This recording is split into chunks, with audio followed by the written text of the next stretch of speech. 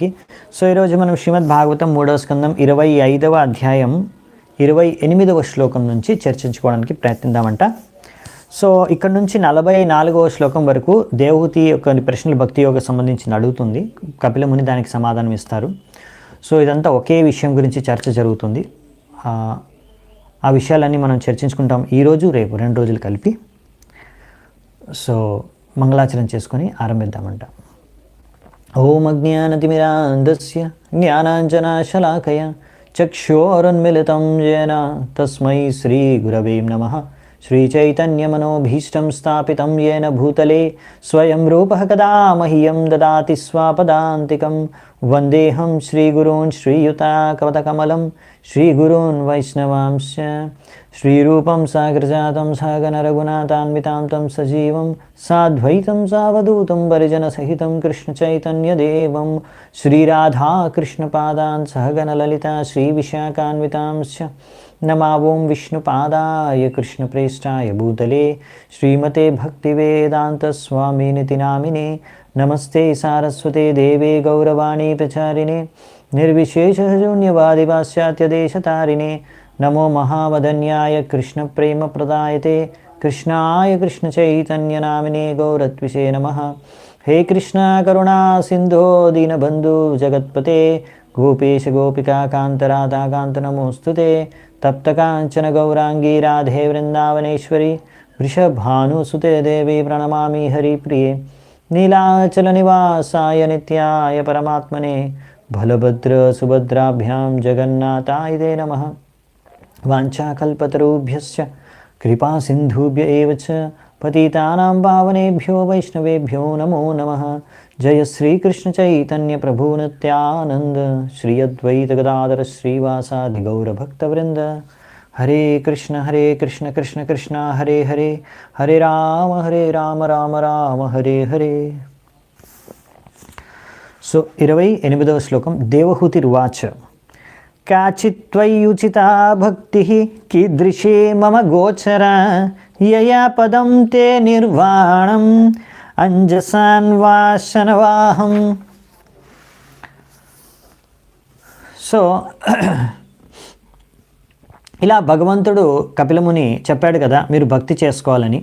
So అది విన్న తర్వాత దేవహూతి ఇలా అడుగుతుంది ఏమని, ఎటువంటి భక్తి ఏ విధమైన భక్తి చేసుకుంటే తద్వారా మీ యొక్క పాదపద్మాలని ఎంతో సులువుగా మేము ప్రాప్తించుకోగలము అని ఇక్కడ దేవహూతి అడుగుతుంది.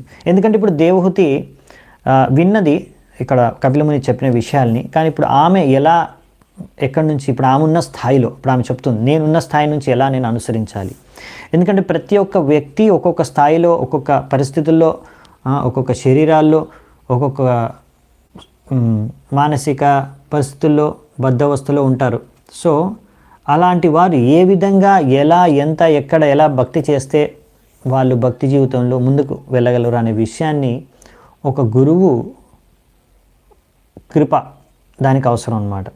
సో ఒక గురువు ఆధ్యాత్మిక గురువు ఆయన తన శిష్యులకి ఈ విధంగా చెప్తారు మీరు ఈ విధంగా భక్తి చేయండి తద్వారా మీరు ప్రగతి సాధించగలరు అని.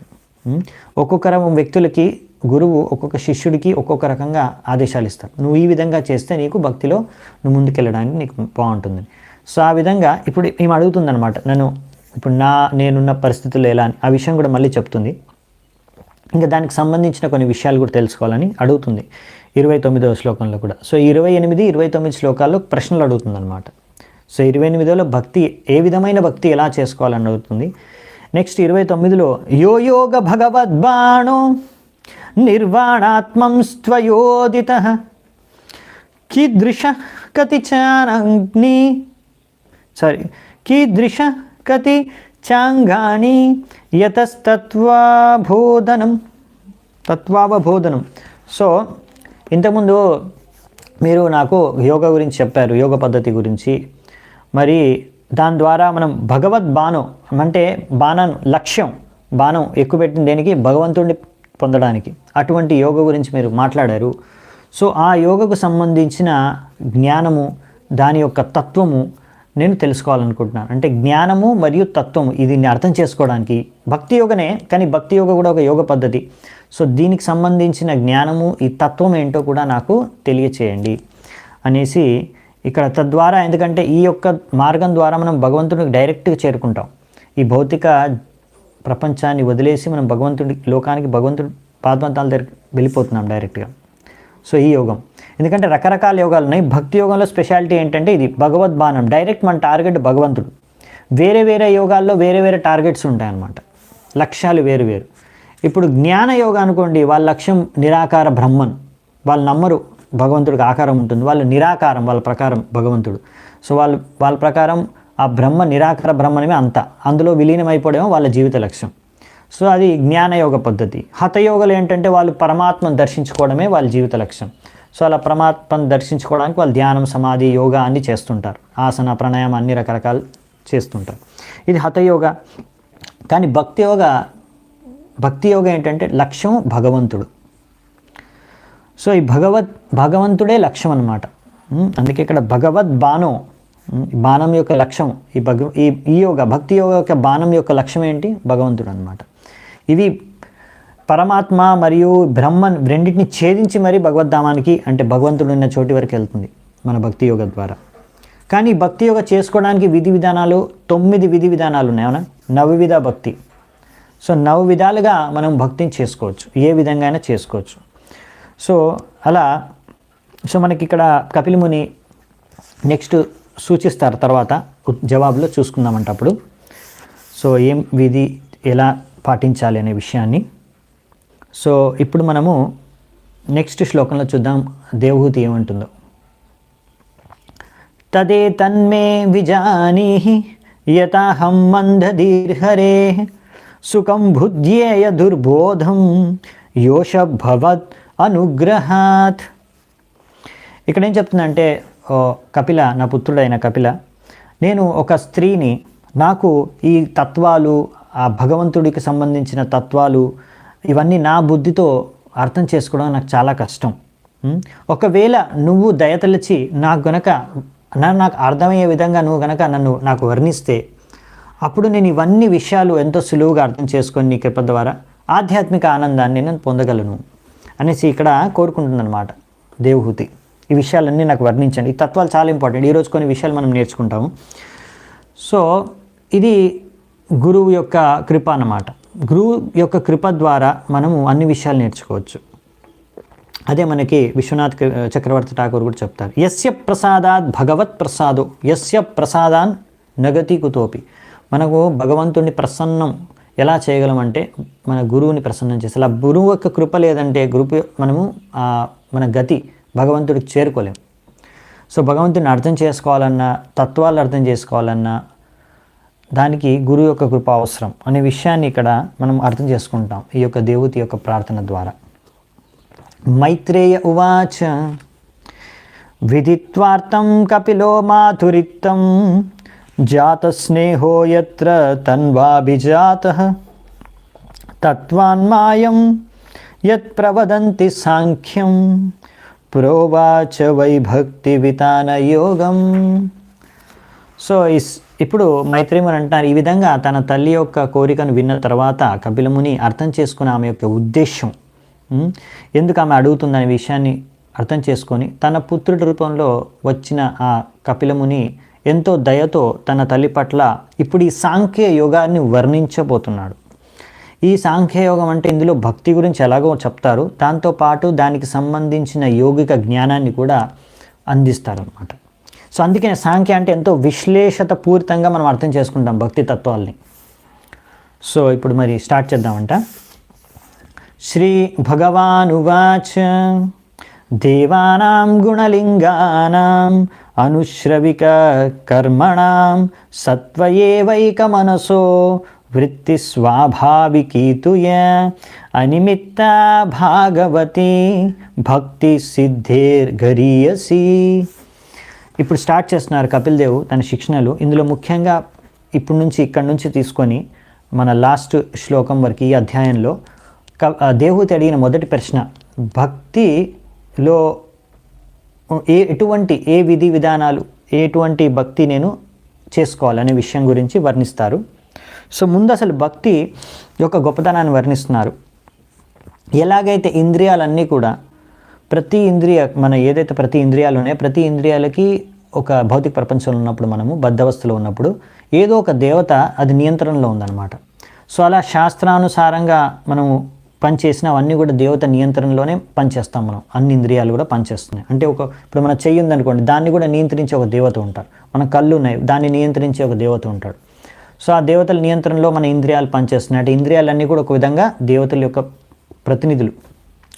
అలాగే మనస్సు భగవంతుడి యొక్క ప్రతినిధి అని ఇక్కడ చెప్తున్నారనమాట. సో ఎలాగే ఇది ఇంద్రియాలు అలా దేవతల యొక్క ఆదేశానుసారంగా సేవ చేస్తాయో, మనస్సు కూడా భగవంతుడి ఆదేశానుసారంగా సేవ చేయాలి. సో చెప్పదలుచుకునేది ఏంటంటే భగవంతుడి సేవలో మనస్సు నిమగ్నమై ఉండాలి. అలా ఎప్పుడైతే భగవంతుడి సేవలో మనస్సు నిమగ్నమై ఉంటుందో ఆ సమయంలో అది ముక్తి కన్నా ఎక్కువ హయ్యర్ స్టేట్, ఉన్నత స్థాయిలో ఉన్నట్టు అనమాట మనస్సు. మనం ఈ విషయాన్ని అర్థం చేసుకోవడానికి మనకు నెక్స్ట్ శ్లోకంలో చాలా మంచి ఉదాహరణ చెప్తారు. ఆ విషయాన్ని కూడా క్లియర్ చేస్తారు. సో ఇక్కడైతే మనకు చదువుకోవడానికి ఈజీగా ఉంది. ఇది మనకు తెలిసిన తత్వం. ఇంద్రియాలు అన్నీ కూడా ఇలా దేవతల ఆధీనంలో ఉన్నాయి, కానీ దేవతలందరూ కూడా భగవంతుడి ఆధీనంలో ఉన్నారు. ఆ దేవతలందరూ కూడా భగవంతుడికి సేవ చేస్తారు. ఆ విధంగా ఇంద్రియాలు కూడా భగవంతుడికి సేవ చేయడమే లక్ష్యం.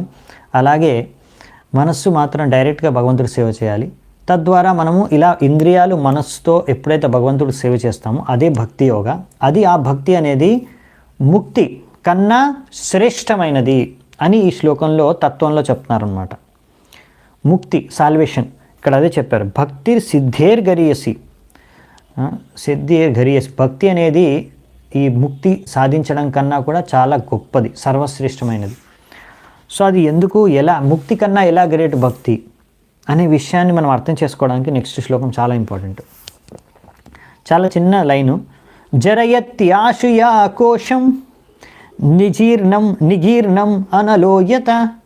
ఎలాగైతే మన కడుపులో ఉన్న అగ్ని మనం తిన్న ఏ పదార్థాన్నైనా జీర్ణింపజేసేసి అరగదీసేస్తుంది మొత్తం.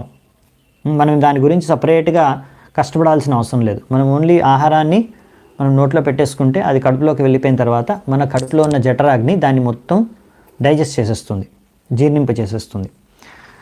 అలాగా మనము ఎప్పుడైతే భక్తి చేసుకుంటామో మళ్ళీ సపరేట్గా కష్టపడాల్సిన అవసరం లేదు. భక్తి చేసుకుంటున్నప్పుడు ఆ భక్తి ఏం చేస్తుందంటే మనలో ఉన్న సూక్ష్మ శరీరాన్ని సంపూర్ణంగా జీర్ణించేస్తుంది. అంటే సంపూర్ణంగా మన సూక్ష్మ శరీరం అనేది కంప్లీట్గా నశించిపోతుంది.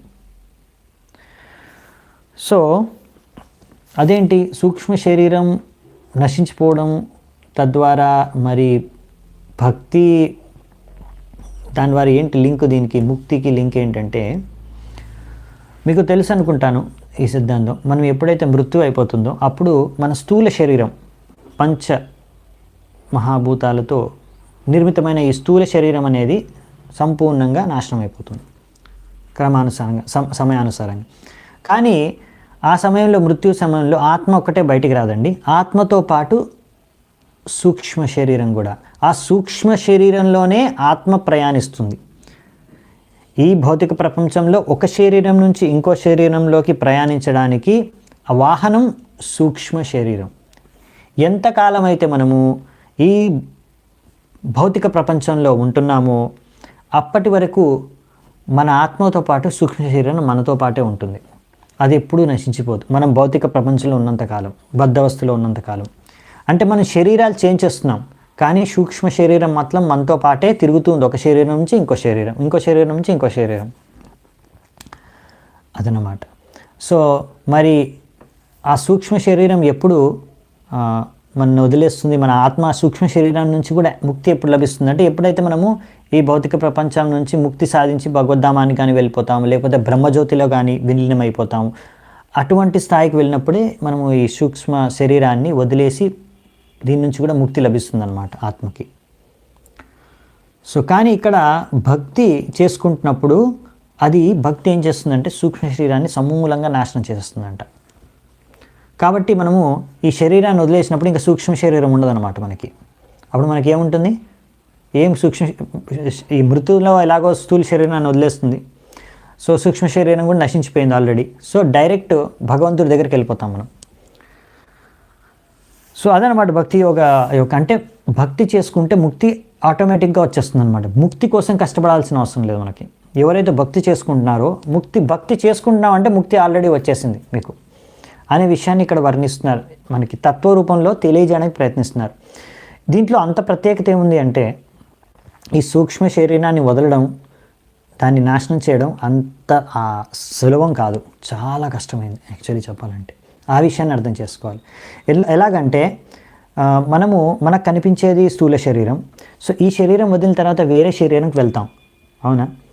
సో ఏ శరీరానికి వెళ్తాం అనేది ఏ శరీరానికి వెళ్తాం అనేది ఎలా మనకు తెలుస్తుంది? స్థూల శరీరం అనేది ఎలా మనకి నెక్స్ట్ స్థూల శరీరం డిసైడ్ అవుతుందంటే మనలో ఉన్న కోరికలు, మన కోరికల ప్రకారం, మనం చేసుకున్న కర్మల ప్రకారం మనకు నెక్స్ట్ శరీరం ఫలితంగా దక్కుతుంది. సో మన కోరికల ప్రకారమే మన సూక్ష్మ శరీరం అనేది తయారవుతుంది. సో మనం ఈ జన్మలో ఉన్నప్పుడే నెక్స్ట్ సూక్ష్మ శరీరాన్ని, యాక్చువల్లీ సూక్ష్మ శరీరం ఒకటే కానీ అది మోడిఫై అవుతూ ఉంటుందన్నమాట. సూక్ష్మ శరీరంలో కూడా మార్పులు జరుగుతూనే ఉంటాయి. ఈ భౌతిక ప్రపంచంలో ఏది శాశ్వతం కాదు, ఇంకోటి ప్రతి ఒక్కటి చేంజ్ అవుతూనే ఉంటుంది. సో మనము ఎటువంటి జ్ఞానాన్ని స్వీకరిస్తున్నాం, ఎటువంటి కర్మలు చేస్తున్నాం, ఎటువంటి శ్రవణం, కీర్తనం ఏవైనా సరే, అంటే ఏది వింటున్నాం, ఏది తింటున్నాం, ఎలా ఉంటున్నాం, ఎలాంటి కార్యాలు చేస్తున్నాం, వీటన్నిటితో ప్రభావితంతో మనం కోరుకునే కోరికలు బట్టి మన సూక్ష్మ శరీరం ఎప్పుడూ మాడిఫై అవుతూనే ఉంటుంది, పరివర్తన చెందుతూనే ఉంటుంది.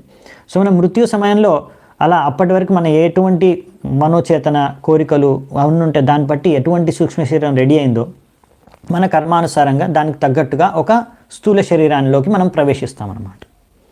అది సైన్స్. సో ఒకవేళ మనం భక్తిని పాటిస్తే అప్పుడు మన సూక్ష్మ శరీరం నశించిపోతుంది కనుక సూక్ష్మ శరీరం నుంచి దాన్ని ఆధారంగా తీసుకొని, మన కర్మలను ఆధారంగా తీసుకొని మనకు నెక్స్ట్ స్థూల శరీరం అనేది రెడీ అవుతుంది. సో ఇక్కడ మనం కర్మలన్నీ అకర్మ అయిపోయింది. ఇప్పుడు మనం భక్తి చేసుకున్నప్పుడు ఏ కర్మ అయినా సరే అకర్మ, అంటే దానికి ఏ రియాక్షన్ ఉండదు, అవునా? దాని తర్వాత నెక్స్ట్ వచ్చేసి స్థూల శరీరం ఉంది, సూక్ష్మ శరీరం నశించిపోయింది ఆల్రెడీ. సో నెక్స్ట్ మీకు కర్మల అనుసారంగా మీకు ఏ విధంగా మీకు నెక్స్ట్ బాడీ దొరకదు. మళ్ళీ సూక్ష్మ శరీరం కూడా లేదు కనుక దానికి తగ్గట్టు కూడా ఇంకా వేరే బాడీ దొరకదు, ఎందుకంటే అది లేదు. సో మీరు ఈ మృత్యు అయిపోయిన తర్వాత ఇంకా ఆత్మకి స్థూల శరీరం లేదు, సూక్ష్మ శరీరం లేదు, డైరెక్ట్గా భగవద్ధామానికి వెళ్ళిపోతుంది అనమాట. అంటే ఈ ప్రాసెస్ ముక్తి కోసం ఎంతో కష్టపడి ఎన్నో రకాల తపస్సులు చేసేవాళ్ళు తర్వాత వాళ్ళకి యొక్క శరీరం నుంచి ముక్తి లభిస్తుంది. అటువంటిది భక్తి చేసుకుంటే మీకు ఎంతో సరళంగా ఈ స్థూల శరీరం, సూక్ష్మ శరీరం నుంచి కూడా మీకు ముక్తి లభించి డైరెక్ట్ భగవద్ధామానికి వెళ్ళిపోతారు అనే విషయాన్ని ఇక్కడ చెప్తున్నారు అనమాట మనకి. అందుకనే బిల్వమంగళ ఠాకూర్ నా ఆచార్యులు ఒకరు ఇక్కడ ఉదాహరణ ఇచ్చారు. ఆయన స్టోరీ మీకు తెలుసు అనుకుంటాను.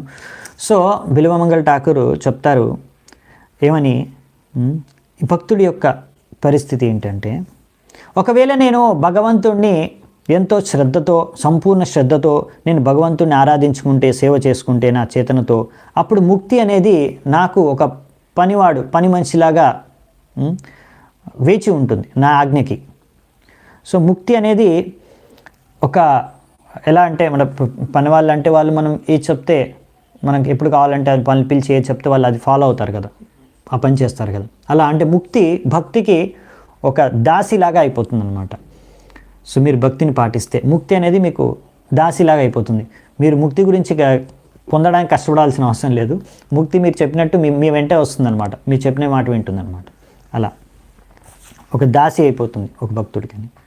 సో దాని గురించి కష్టపడాల్సిన అవసరం లేదని. ఓకే ఈరోజు నుంచి మళ్ళీ మనకు క్విజ్ ఉంటుందంట. వెంకటరమణ ప్రభు రాశారు లైవ్ చాట్లో. సో కొంతమంది అడుగుతున్నారు క్విజ్ కోసం అనేసి. ప్రభు కొంచెం బిజీగా ఉండే, సో ఈరోజు నుంచి మళ్ళీ క్విజ్ ఉంటుందంట. థ్యాంక్ యూ వెంకటరమణ గారు. So now we will see ఇంకొక నెక్స్ట్ 2 శ్లోకాలు చూద్దామంట. 34, 35 చాలా ఇంపార్టెంట్ పాయింట్స్ ఉన్నాయి ఇందులో కూడా, చర్చించుకుందాం. 34వది, నైకాత్మతాం మే స్పృహయంతి కేచిన్ మత్పాదసేవాభిరతా మదీహ ఏ న్యూన్యతో భాగవతా ప్రసజ్య సభాజయంతే మమ పౌరుషాణి. సో ఈ శ్లోకం నుంచి అండి ముఖ్యంగా ఇప్పుడు అడిగింది కదా దేవహూతి, ఎలా నేను భక్తి చేసుకోవాలి అని. అంటే ఒక బద్ధవస్థలో ఉన్న వ్యక్తి ఎలా భక్తి చేసుకోవాలంటే దానికి వైది సాధన భక్తి, విద్యానుసారంగా విధి విధానాల అనుసారంగా ఎలా భక్తి చేసుకోవాలనే విషయాన్ని ఇప్పుడు మనకి వర్ణిస్తున్నారు అన్నమాట. ముఖ్యంగా ఈ 34, 35, 36, 37 శ్లోకాల్లో ఈ విషయాన్ని వర్ణిస్తారు. తర్వాత నెక్స్ట్ హయ్యర్ స్టేజ్ ఉన్న రాగానుగ భక్తి గురించి 38th శ్లోకంలో చెప్తారు కపిలముని. సో దీని యొక్క అనువాదం ఏంటంటే ఈ శ్లోకంది,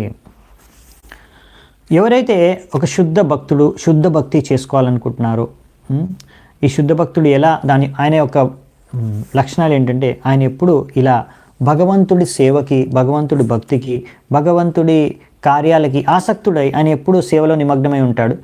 ఆయన ఎప్పుడు కూడా నాలో విలీనమైపోవాలని కోరుకోడు.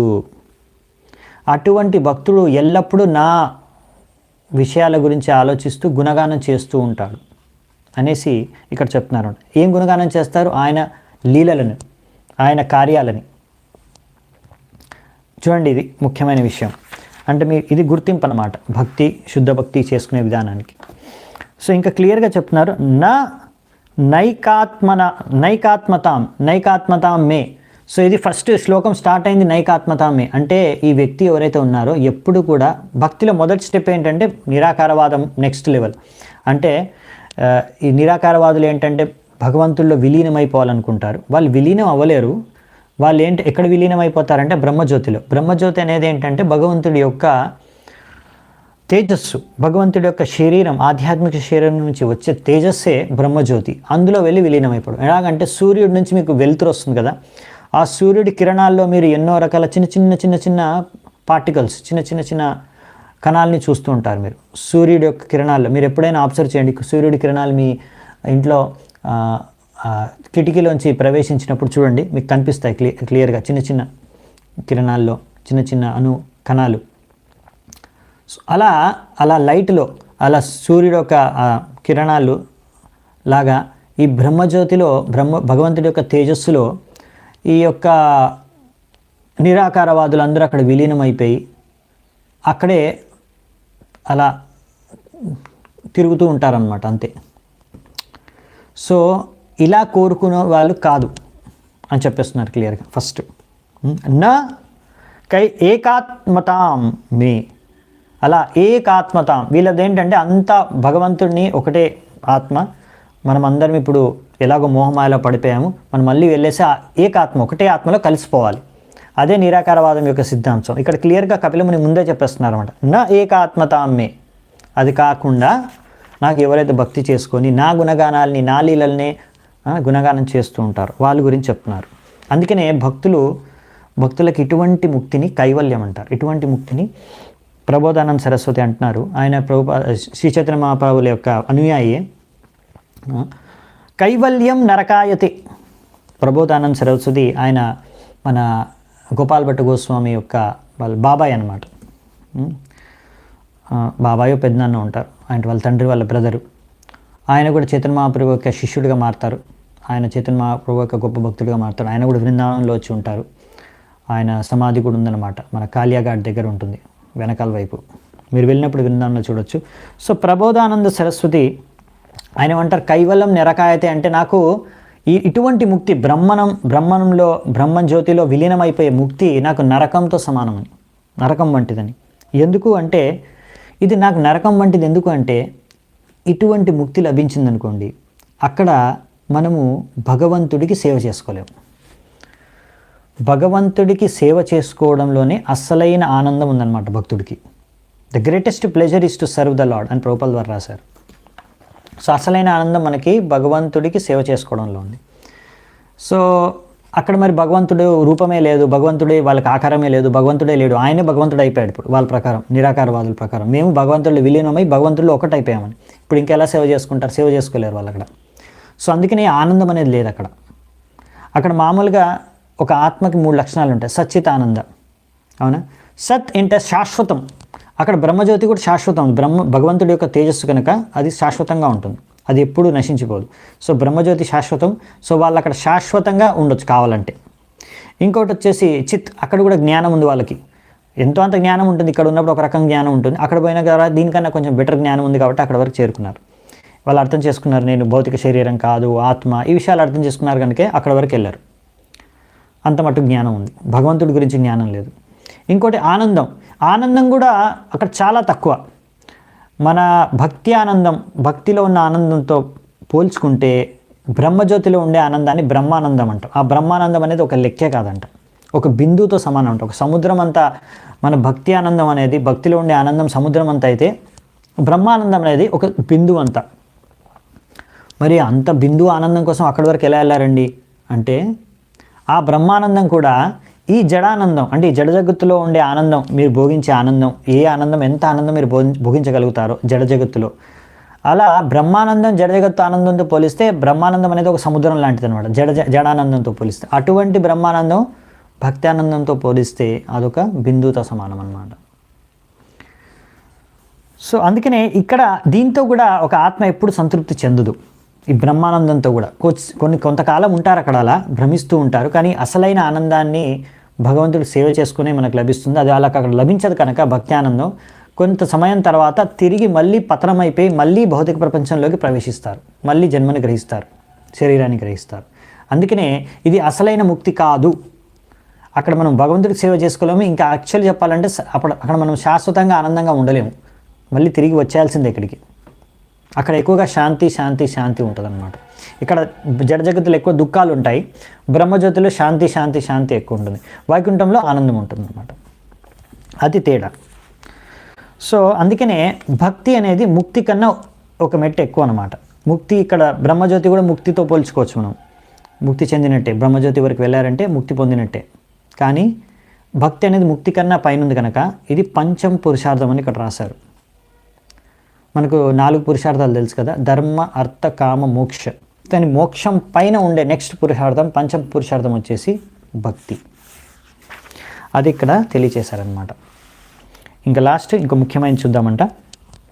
పశ్యంతి తే మే రుచిరాణ్యం వసంతః ప్రసన్న వక్త్రారుణలోచనాని రూపాణి దివ్యాని వరప్రదాని సాకం వాచం స్పృహణీయాం వదంతి. ఇక్కడ కపిలముని చెప్తున్నాడు, ఓ నా తల్లి, నా యొక్క భక్తులు ఎప్పుడు నన్ను చూసుకుంటూ నా విగ్రహాన్ని, నా ముఖాన్ని చూసి ఎప్పుడు నవ్వుతూ ఉంటారు ఆనందంతో.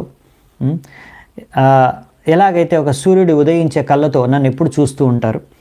ఇంకా వాళ్ళు ఎప్పుడు కూడా నా రకరకాల అవతారాలు, నా రకరకాల రూపాల్ని దర్శించుకుంటూ ఆనందాన్ని పొందుతూ ఉంటారు. ఎందుకంటే నా రకరకాల అవతారాలు, రకరకాల రూపాల్లో నేను వాళ్ళకి ఎన్నో వరాలని ప్రసాదిస్తూ ఉంటాను. అంతేకాకుండా అలా వాళ్ళు నా రకరకాల రూపాల్లో నాతో ఎంతో ప్రేమతో, ఆప్యాయతతో నాతో మాట్లాడతారు. సో ఇది చాలా హై స్టేజ్. సో ఇక్కడ మనకు ముఖ్యంగా చెప్పేది ఏంటంటే, భగవంతుడు మరి ఇప్పుడు ఇక్కడ దేవహూతి పరిస్థితి గురించి చెప్తున్నారన్నమాట. ఫస్ట్ చెప్పారు నా గురించి వినడం, శ్రవణం, కీర్తనం, సేవ. అలాగే ఇక్కడ విగ్రహార్థన గురించి చెప్తున్నారు, విగ్రహాన్ని ఆరాధించడం గురించి చెప్తున్నారు. సో భగవంతుడు మన కోసమని మనం ఎలా మరి భగవంతుడిని చూడగలం? మనం భగవంతుడు ఎలా చూస్తున్నాం? మరి ఇక్కడ అంటున్నారు కపిలముని, నా భక్తులు నన్ను చూసి నవ్వుతారు, మాట్లాడతారు నాతో అని. సో మరి దేవహూతి ఎలా ప్రాక్టీస్ చేసేది అది అంటే, ఇప్పుడు మనలాంటి వాళ్ళకి, బద్ధవస్థలో ఉన్న వాళ్ళకి భగవంతుడు విగ్రహ రూపంలో వస్తారనమాట, అర్చ విగ్రహ రూపంలో వస్తారు. అర్చ విగ్రహం అనేది కూడా భగవంతుడి యొక్క అవతారం మన కోసం. ఎందుకంటే మనము బద్ధావస్థలో భగవంతుడి యొక్క ఆధ్యాత్మిక రూపాన్ని మనం దర్శించుకోలేము. ఇప్పుడు మనలో ఉన్న ఆత్మనే మనం చూసుకోలేము. లేకపోతే ప్రతి ఒక్కరి హృదయంలో ఆత్మ ఉంది, మనం చూడగలమా? ఎవరైనా మనిషి లోపల ఉన్న ఆత్మని, ఏ శరీరంలో ఉన్న ఆత్మని మనం చూడలేము. ఓన్లీ మనం ఇప్పుడు శాస్త్రాలు చదివేసి కొద్దిగా అర్థం చేసుకుంటున్నాం, ఒకే ఆత్మ అనేది ఉందని. సో మనకి జ్ఞానం అనేది వచ్చింది, కానీ ఇంకా అది సంపూర్ణంగా సాక్షాత్కారం కావలేదు. సో మనం ఇంకా ఆ స్థాయికి చేరుకోలేదు. సో మనలాంటి పరిస్థితిలో ఉండే వాళ్ళకి ఏంటంటే అర్చ విగ్రహాన్ని ఆరాధించుకోవాలి. అర్చ విగ్రహం ఏదో ఒక రాతి బొమ్మ కాదనమాట, ఒక రాయి కాదనమాట. ఆ విషయాన్ని అర్థం చేసుకోవాలి ఇక్కడ మనము. నిరాకారవాదులు, మాయావాదులు వాళ్ళు నమ్మరు. వాళ్ళు కూడా మందిరాలు కడతారు, వాళ్ళు కూడా అర్చ విగ్రహాన్ని పూజ చేస్తారు, ఆరాధిస్తారు. కానీ వారి ఉద్దేశం, వారి నమ్మకం వేరు. వారి నమ్మకం ఏంటంటే అదొక రాతి బొమ్మ మాత్రమే, అదొక ప్రతిమ మాత్రమే, అందులో భగవంతుడు లేడు. కానీ ఇప్పుడు మనం భగవంతుడి పైన ధ్యానం చేసుకోవాలంటే భౌతిక జగత్తులో ఎంతో అన్ని బయట అంతా కూడా చాలా డిస్టర్బెన్సు, రకరకాల ప్రలోభాలు, కష్టాలు ఉన్నాయి. దానికి కొంచెం ఫోకస్, మనస్సుని ధ్యానం చేసుకోవడానికి విగ్రహం అనేది నాకు ఉపయోగపడుతుంది. అందుకనే భగవంతుడు ఈ విగ్రహాన్ని నేను పుట్టి దానిపైన ధ్యానం చేసుకుంటున్నాను. ఏ రోజైతే నేను నా ధ్యాన పరిస్థితిలో కొంచెం ఉన్నతి సాధిస్తానో అప్పుడు నాకు ఈ విగ్రహం అవసరం లేదు. అప్పుడు దీన్ని ఏ నీళ్ళలోనో విసర్జనం చేసేసుకోవచ్చు. తర్వాత ఇప్పుడు నేను ఉన్నతి చెందాను కదా భక్తి మార్గం అంటే ఆయన ఆధ్యాత్మిక మార్గంలో, ఇప్పుడు నేను డైరెక్ట్గా బ్రహ్మజ్యోతి పైన ధ్యానం చేసుకొని తర్వాత బ్రహ్మంలో విలీనం అయిపోతాను. ఇది నిరాకార వాదుల యొక్క సిద్ధాంతం అన్నమాట. సో వీరేంటంటే అలా విగ్రహాల్ని వాళ్ళ అవసరం ఉన్నంత వాటుకు వాడుకోవడానికి పద్ధతిలో ముందు ఆధ్యాత్మిక పద్ధతిలో ముందుకు వెళ్ళడానికి వాళ్ళు విగ్రహాలని ఆరాధిస్తారు, లేకపోతే మందిరాలు కూడా నిర్మిస్తారనమాట. కానీ మనము భక్తులము ఇలా కాదు. మన లక్ష్యము, మన నమ్మకం అది అటువంటిది కాదు. భగవంతుడు అర్చ విగ్రహంలో సాక్షాత్తుగా ఆయన నివసిస్తున్నాడు అనే విషయాన్ని మనం నమ్ముతాము. అందుకనే మనం అర్చ విగ్రహాన్ని భగవంతుడి లాగానే, అక్కడ ఒక వ్యక్తి భగవంతుడు స్వయంగా మన ముందు నించున్నాడనే విషయాన్ని నమ్ముతూనే ఆయన మనం ఆరాధిస్తాము, ఆయన్ని అలంకరిస్తాము, ఆయనకి పూజ చేస్తాము, ఇంకా రకరకాల భోగ నైవేద్యాలను అర్పిస్తాము, మందిరాన్ని కూడా పరిశుభ్రంగా ఉంచుతాము. సో ఈ విధంగా మనం భగవంతుడు అక్కడ స్వయంగా ఉన్నాడనే ఉద్దేశంతోనే మనం భక్తి చేస్తాం. ఇంకా భగవంతుడు మన ప్రార్థనలు స్వీకరిస్తున్నాడు ఆ విగ్రహ రూపం నుంచి అనే విషయంతోనే మనం అందరం ప్రార్థించుకుంటాము. అలా చాలామంది కూడా భగవంతుడితో, ఇంకా ఉన్నత స్థాయిలో ఉన్న భక్తులు కొంచెం అటువంటి వారు భగవంతుడితో మాట్లాడగలరు. అంటే వాళ్ళు అందరూ ప్రార్థన చేసుకుంటారు, కానీ ఎవరైతే చాలా హై స్టేజ్లో భక్తులు ఉంటారో భగవంతుడు అలాంటి వాళ్ళతో తిరిగి కూడా మాట్లాడతారనమాట. లేకపోతే మనం చేసుకున్న ప్రార్థనలకి భగవంతుడు ఆ ప్రార్థనల్ని స్వీకరించి మన జీవితాల్లో, లేకపోతే ఏదో రకంగా ప్రత్యక్షంగానో పరోక్షంగానో మనకి మన కోరికలు కానీ, మనం కోరుకున్న ఏవైతే ప్రార్థనలు కానీ వాటికి ప్రతిస్పందిస్తూ ఆ కోరికలు కూడా తీరుస్తారు, లేకపోతే మనం కష్టాల నుంచి కూడా గట్టెక్కిస్తారు. అందుకే జనాలు భగవంతుడిని ప్రార్థించుకుంటున్నారు, వాళ్ళ ప్రార్థనలు స్వీకరిస్తున్నారు, భగవంతుడు వాళ్ళ కార్యాలు జరుగుతున్నాయి. అందుకనే భగవంతుడిని భక్తులు ఆరాధించుకుంటున్నారు. అవునా? సో ఇదన్నమాట. సో దీనికి ఉదాహరణగా మనకు ఎన్నో స్టోరీస్ ఉన్నాయి, ఎన్నో మన ఆచార్యులు యొక్క జీవితాల్లో చూస్తే, లేకపోతే మన ఎన్నో మందిరాలు ఉన్నాయి మన భారతదేశంలో. ముఖ్యంగా పెద్ద పెద్ద మందిరాలు, ప్రాచీన మందిరాలు ఏవైతే ఉన్నాయో ప్రతి మందిరంలో, ప్రతి విగ్రహానికి ఎన్నో మంచి మంచి కథలు ఉన్నాయి, స్టోరీస్ ఉన్నాయి. సో నేను రీసెంట్గా బిష్ణుపూర్కి వెళ్ళినప్పుడు అక్కడ కూడా ఒక మందిరం ఉంది, మదన్ మోహన్ మందిరం. సో అక్కడున్న రాజా ఒకతను గోపాల్ సింగ్ అని, ఆయన మంచి భగవంతుడు భక్తుడు, వైష్ణవ రాజా. సో ఆయన భగవంతుడిని ఆరాధించుకుంటూ ఉంటాడు. సో ఒకసారి పెద్ద ఆక్రమణ జరుగుతుంది, చాలా పెద్ద ఎత్తున మరాఠా సైన్యం వస్తుంది. వాళ్ళ దగ్గర అంత కెపాసిటీ లేదనమాట. సో అప్పుడు ఆయన భగవంతుడిని ఆశ్రయించి ప్రార్థించుకుంటాడు రక్షించమని. ఇంకా మొత్తం ప్రజలందరితో కలిసి హరినామ సంకీర్తన చేస్తాడు. సో రాత్రిపూట మదన్ మోహన్ భగవంతుడే ఒక యువకుడి రూపంలో వెళ్ళి అక్కడున్న పెద్ద కెనాన్ అంటారు, దాన్ని ఏమంటారు, తోపు అంటారా, మనం తెలుగులో ఏమంటారు. సో కెనాన్ని కాలుస్తారన్నమాట, ఫైర్ చేస్తారు, షార్ట్స్. సో ఫైర్ చేసి దల్మదల్ దాని పేరు, ఇప్పుడు కూడా ఆ కెనాన్ ఉంది. ఏ భగవంతుడు ఏదైతే ఫైర్ చేశారో ఆ కెనాన్ని ఫైర్ చేస్తే ఆ ఫైర్తో ఆ కెనాన్లో షూట్ అయినవన్నీ కూడా అక్కడున్న మరాఠా సోల్జర్స్ అన్నింటినీ చంపేసి పంపించేస్తాయి అన్నమాట, మళ్ళీ పారిపోతారు. సో తర్వాత వీళ్ళకి తెలుస్తుందన్నమాట భగవంతుడు స్వయంగా, చాలా పెద్ద స్టోరీ అని కట్ షార్ట్ చేసి చెప్తాను. సో భగవంతుడు స్వయంగా వచ్చి మమ్మల్ని రక్షించారనే విషయాన్ని అర్థం చేసుకుంటాను. ఇప్పుడు కూడా ఆ కెనాన్ ఉందన్నమాట, భగవంతుడు యూజ్ చేసిన కెనాన్ని. ఇంకా అలా చాలా వేరే కెనాల్స్ కూడా ఉండగా అన్నీ నశించిపోయినాయి కాలానుసారంగా, ఒక 400-500 ఇయర్స్ క్రితంది. కానీ ఇది మాత్రం, ఇది ఐరన్తోనే చేశారు. ఇది కూడా ఓపెన్గానే ఉందన్నమాట, ఎండ గాలికి వానకి, అయినా కానీ ఇది నశించిపోలేదు. ఐరన్తో ఉన్న దీనికి తుప్పు పట్టలేదు. అది వెరైటీ అనమాట, స్పెషాలిటీ. భగవంతుడు ఫిరంగి అంటారా, ఓకే. సో ఆ ఫిరంగిని పంపించారు. సో అది ఇప్పుడు కూడా ఉందన్నమాట, మీరు చూడొచ్చు, దర్శించుకోవచ్చు. సో అలా ఎన్నో ఉన్నాయి. సాక్షి గోపాల్ స్టోరీ కానీ, కిరిచోర్ గోపినాథ్ స్టోరీ కానీ, ఇక్కడ అన్నీ కూడా గోపాల్జీ, లేకపోతే శ్రీనాథ్జీ స్టోరీ కానీ ప్రతి స్టోరీ మీరు చూడండి, ప్రతి విగ్రహం ఎలా ఆ మందిరం కొలిచిందనే విషయం చూస్తే మీరు అందులో అక్కడ విగ్రహం భగవంతుడు ఆ విగ్రహం రూపంలోనే ఆదాన ప్రదానం చేశారు. మీరు తిరుపతి వెంకటేశ్వర స్వామి విగ్రహమైన ఎన్నో స్టోరీస్ ఉన్నాయి. ఇప్పుడు తిరుపతి బాలాజీ వెంకటేశ్వర స్వామికి ఇక్కడ మీరు విగ్రహంలో చూస్తే ఇక్కడ కర్పూరం పెడతారు, వైట్ కలర్ కర్పూరం ఇక్కడ. అవునా, అది ఎందుకు పెడతారు మీకు తెలుసా స్టోరీ?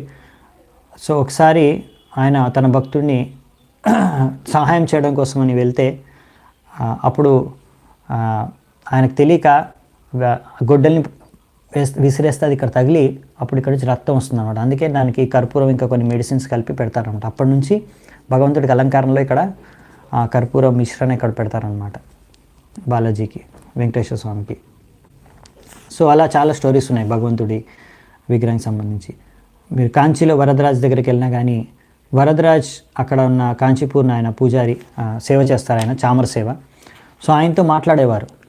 మొత్తం విలేజ్లో గ్రామంలో ఉన్న ఎవరికి ఏ సమస్యలు ఉన్నా ఆయన వాళ్ళు వెళ్ళేసి, అవునండి అది అనంతాల్వార్ కథ మన తిరుపతిలో నేను చెప్పింది దానికి సంబంధించింది.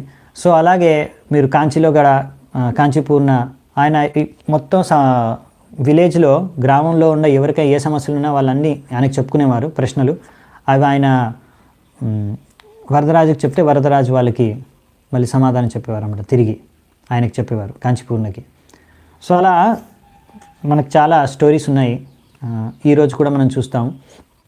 అలా ఎన్నో ఉన్నాయి. మీరు ఉడిపి కృష్ణ తీసుకుంటే ఉడిపి కృష్ణ కూడా తన భక్తుడికి దర్శనం ఇవ్వడం కోసం తిరుగుతాడు బ్యాక్ సైడ్. సో అలా సో చాలా విగ్రహాలు ఉన్నాయి, అవి నడిచాయి, మాట్లాడాయి, కదిలాయి. సో ఇలా ఎన్నో లీలలు ఉన్నాయన్నమాట ప్రతి విగ్రహానికి మీరు చూస్తే. సో అందుకనే అర్చ విగ్రహం అని. కానీ అవి అర్చ విగ్రహాలు ఎప్పుడు అలా మరి లీలలు చేసేదంటే అలాంటి శుద్ధ భక్తులు ఉన్నప్పుడు. సో ఆ విధంగా ఆదరణ ప్రదానం కూడా చేసుకుంటాయి అన్నమాట భక్తుల ఆ స్థాయిలో ఉన్నప్పుడు. అవునండి, సాక్షి గోపాల్ కానీ చెప్పాను ఇంకా అలా ప్రతి విగ్రహం, మీరు ఎక్కడ విగ్రహం వెళ్తే ప్రతి విగ్రహానికి స్టోరీస్ ఉన్నాయి. సో మనం అవి ఫ్యూచర్లో చూద్దామంటే ఇంకా సమయం ఉన్నప్పుడు. సో ఈరోజు ఇక్కడే మనము ముగిద్దామంటే ఈ చర్చను. శిల ప్రభుపాద్ की जय, ग्रंथराज श्रीमद् भागवतम की जय, संवेद गौर भक्त वृंद की जय, निताय गौर सीतानाथ प्रेमानंदे, हरि हरि बोल.